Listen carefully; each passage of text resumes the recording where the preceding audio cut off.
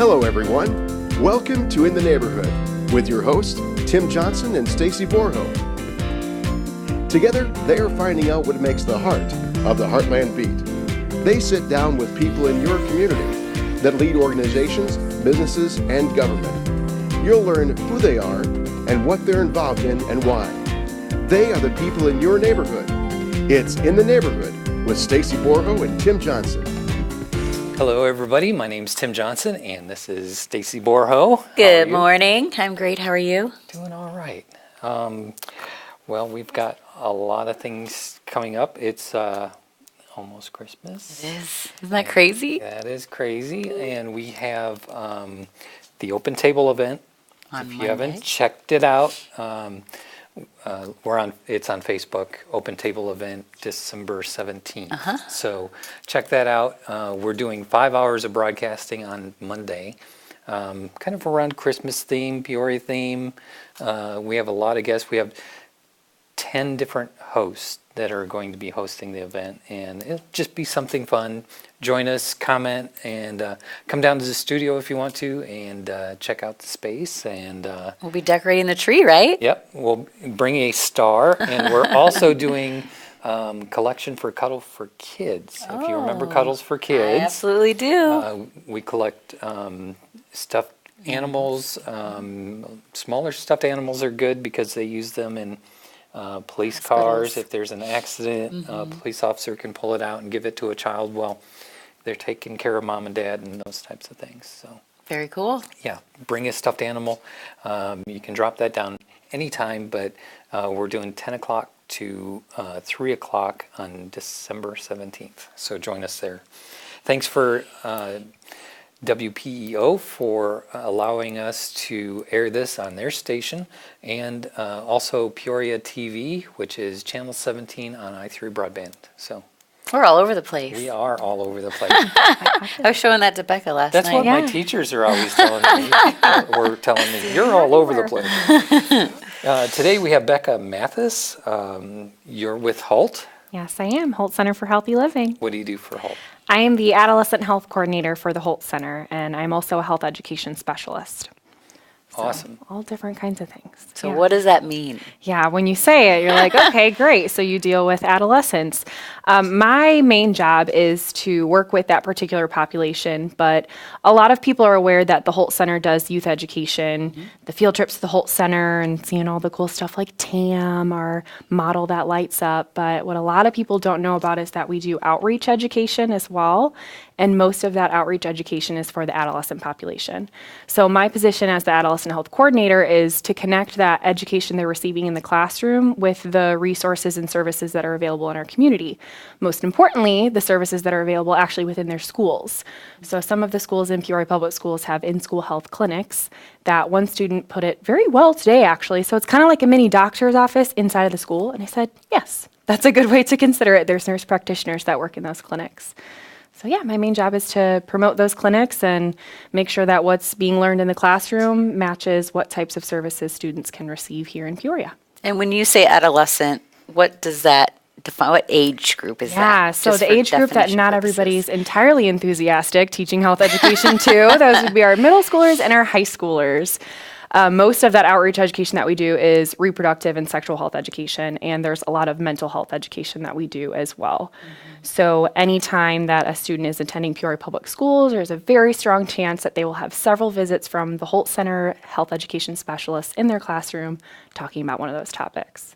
And do you get to do both? You get to go there and have them come to see you? Yes, absolutely. When they are kind of more that younger middle school age, they're still enjoying their field trips at the Hult Center, especially for those kinds of topics. And the very last field trip that they take is actually when they're in 8th grade. The comment I hear a lot of times from youth is that, you know, when we're little, it's really fun because we get to brush the teeth on the giant mouth and we get to play different nutrition games. And then when you get to middle school, and they just give you this face. We're like, yeah, and that's really important too. But it's true. As they get older, the topics get a little bit more serious. And then once they're in high school, it's just strictly outreach education. Very cool.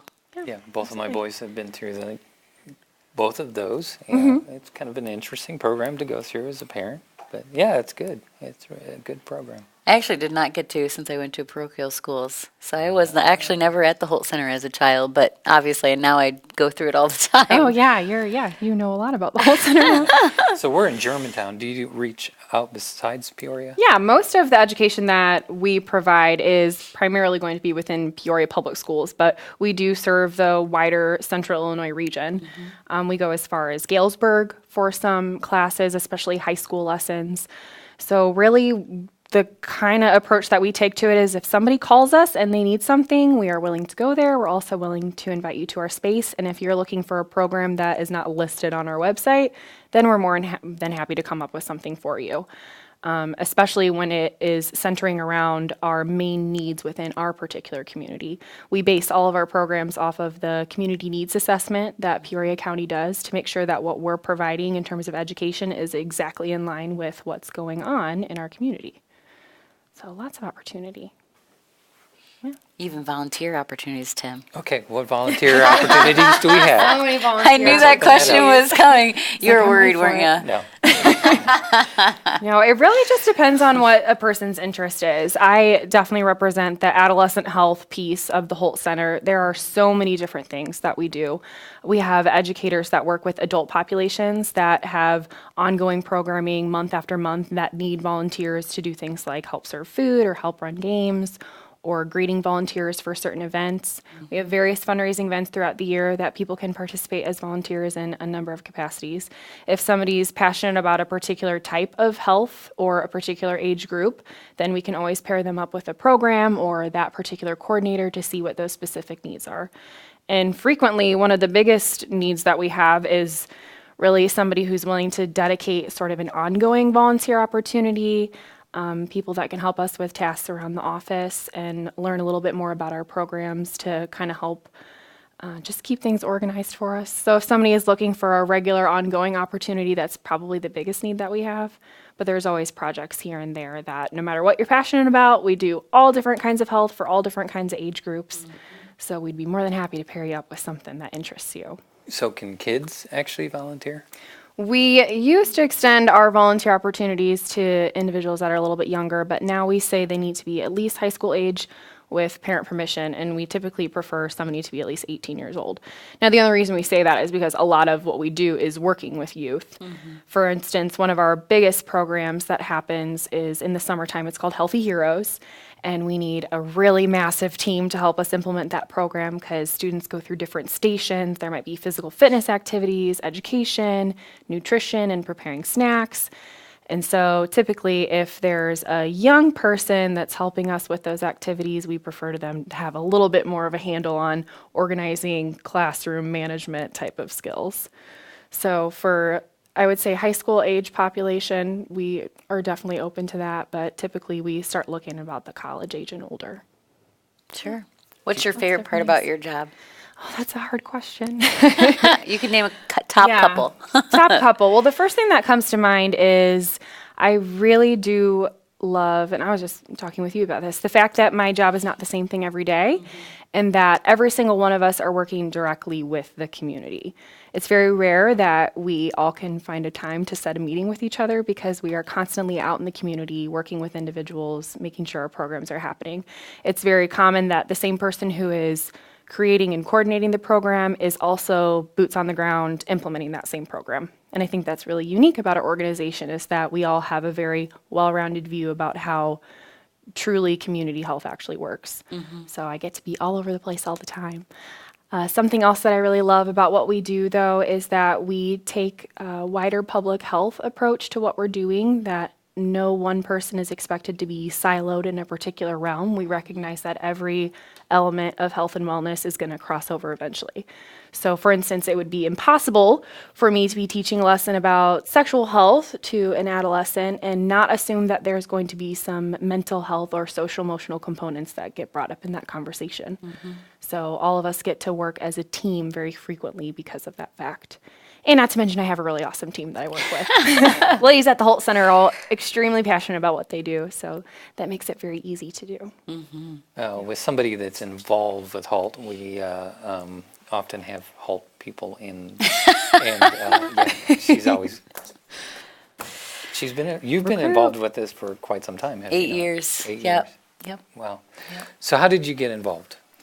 Ooh, I actually started as an intern at the Hult Center for Healthy Living. At the time, I was at Illinois State University pursuing community health education, which when you're in college and you tell people that's what your major is, they're like, what are you going to do with that? I'm going to educate the community about health. But then when the Hult Center opportunity popped up, I hadn't considered it as an option until one of my professors mentioned, aren't you from Peoria? Why don't you look at the Hult Center? And that's when it dawned on me, yeah, you're right. I grew up my whole life in Peoria without actually recognizing what the Hult Center was. Because like I mentioned before, a lot of people see the Hult Center as, oh yeah, that's where kids go for field trips. And that's kind of when their knowledge stops. Mm-hmm. Yeah. And we've especially expanded our programs in previous years to be very inclusive of a lot of different health topics and things like that. But my foot in the door was my internship.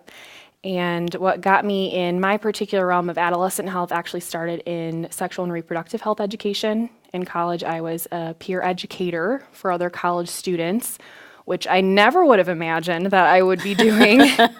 But we had a traveling wellness gazebo that handed out different information about sexual health and resources on campus and how to get connected or how to visit the school-based health clinic. And I thought that was really cool that people were willing to stand out there and just talk to complete strangers, a thing that was terrifying to me at the time. And when I asked why they did what they did, they said, well, we just want to make sure that people have the information they need no matter what it is that they're looking for. Mm-hmm. And that really, really stuck with me.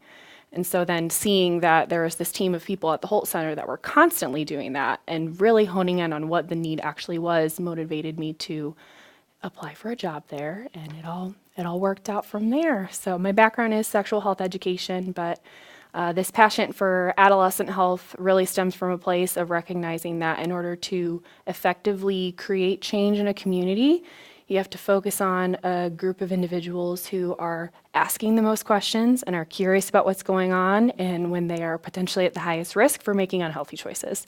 And that's really our adolescent population. So, yeah.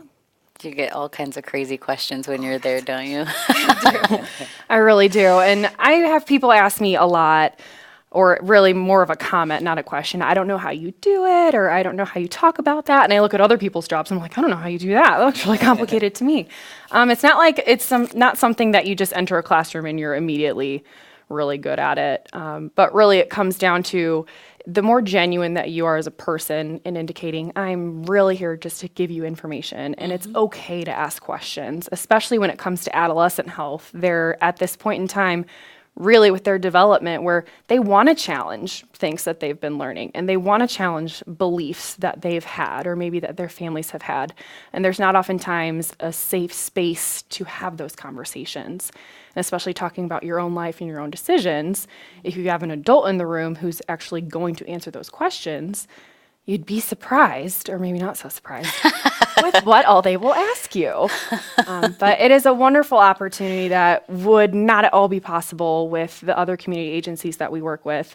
Center for Prevention of Abuse comes in and does phenomenal education in conjunction with a lot of what we do. We pair a lot of our programs together. There's also Central Illinois Friends.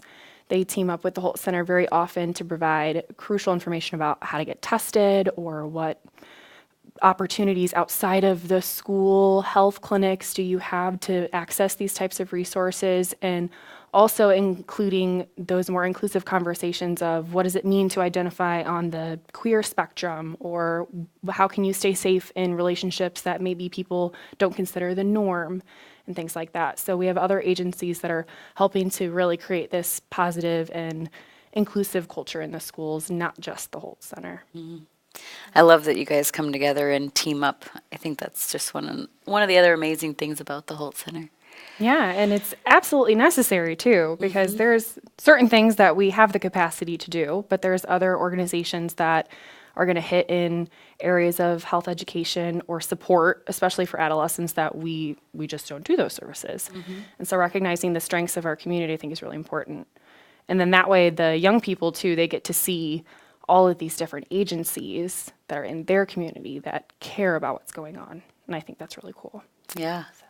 How long, when you go in and teach, are your classes like multiple days or weeks, or how does that work for you? Yeah, it kind of depends on the program, but for a lot of our outreach education, we do like to have it be sequential, so building on one another. Our sexual health is probably the most comprehensive one that we have, where most middle school students are receiving 6 different lessons. Okay. And they receive those about once a week. So we tend to be as flexible as possible as we can with the schools. We understand that we're taking up a class period, so at some schools that might be 30 minutes, some schools that might be 45, some schools they might have a little bit more wiggle room. But it is a really strong investment for the schools as well. So that's important for, I think, our community to also recognize, is that this education is being provided by very well-known agencies within the communities, but the schools are also supporting it. That they're the ones that have to give up classroom time, and the teachers are the ones that have to be trained in how to answer those questions when we leave. So the district has been very supportive of a lot of our health education, and especially the sexual health education that we do. Are you open to other schools joining and having you come in? Yeah, absolutely. And there's some other community efforts in the works to identify what other different, maybe even counties or other schools could benefit from a similar structure. We have found that this sequential education, so learning bit by bit and building on that content, we have found that it is effective. We have to do pre and post testing for our grant funding purposes, but we're using that data to kind of track this longitudinal progress of our students. And the more often they are exposed to the information, the more likely they are to retain it. And so that is something that I think other communities could benefit from, understanding our sort of structure. And yeah, absolutely. If, a different school district or another school in particular, maybe it wasn't sexual health, maybe it's mental health. We've had other schools reach out and say, hey, we have these concerns and our staff needs to be trained, or we have these topics that we think our students would be interested in, and we want to know what that looks like in middle school. That's exactly the kind of thing that we like to structure for schools. Are there programs that you have that you haven't talked about? Ooh, in adolescent health? Not necessarily, but... Peer education teams? Oh, yeah. That is, yes, I would love to talk about that. That is one of the newer things that we are working to do. It kind of falls under the category of capacity building, because a lot of what we have done historically has been providing health education, and that's worked very well. It's what the Hult Center is known for, so obviously there's a continued need. But one of our concerns is, well, then what about when we leave? What's happening? And a model that has been proven very effective in other communities all throughout the country and throughout the world is peer education. So empowering individuals themselves, especially adolescents, to learn that knowledge, but then also teach that to their peers and then model that behavior as well. So we are working to create kind of these peer education teams, especially within our high schools, to be able to continue to provide that information once we're gone, especially to be able to reach those older populations of students that we don't have classroom time with, like our juniors and seniors, that especially need that health information as they're about to transition out of high school. So peer education is something that we're really excited about. Our staff has made connections with the various high schools and really has already worked with those high schools in peer education to put on a number of health fair events too. Okay. I was wondering how you were going to do that. So I didn't know if you're recruiting some students in, like older students, to try to help with that, or how that will work. It depends on the situation. We always like to go for the let's look at what's working already and see how we can, kind of combine our efforts. So some schools have pre-established leadership teams. One school, we're looking for some more grassroots efforts. I'm actually going to go have breakfast with some students at a high school tomorrow and do just kind of an overview. This is what it is. Let me know if you're interested. Other schools have different student organizations that have taken up this responsibility that want to drive this message forward. So I guess the biggest takeaway to recognize is that peer education, though there are structured models, it's not going to look the same depending on what school you're at, and it's not even going to look the same within the same community. Each of the high schools is going to develop their own culture, and they're going to figure out their own way to implement it. But we're really excited to see what those young people can come up with on their own. Because really, if we're talking about these programs that are meant for them, we should probably consider what it is that they want to learn and how they think it's going to work. So. Yeah, exactly. Got to get their buy-in. So what's the best way for people to find out more about you? If people want to find out more about the Hult Center for Healthy Living, they should visit our website. It's hulthealthy.org. It's HULT. If they have any sort of questions about adolescent health or any of the programs that we provide for youth education, they can ask for Becca Mathis when they call the Hult Center.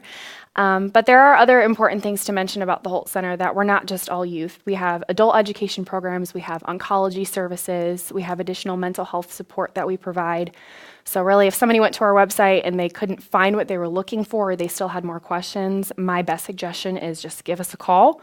All of us are very capable of navigating you in the direction that you need help. And what's that phone number? It's 309-692-6650. Awesome. Awesome. And this is right outside Proctor Hospital, easy access right off of Knoxville. So great place to go and get some information there too. We're here with Becca Mathis. Yes. Thank you so much for your time today. Yeah, thank you. You're very welcome. Make sure that you join us Monday, the 17th, for our open table event from 10 o'clock in the morning to 3 in the afternoon.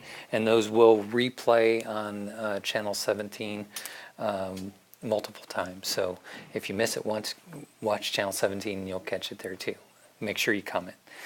Follow us on Facebook under Peoria Life or In the Neighborhood. I recommend In the Neighborhood if you can. And you can follow us on YouTube also. So thank you, everybody. Thanks again. Yeah, thank you. Thanks. PeoriaLife.com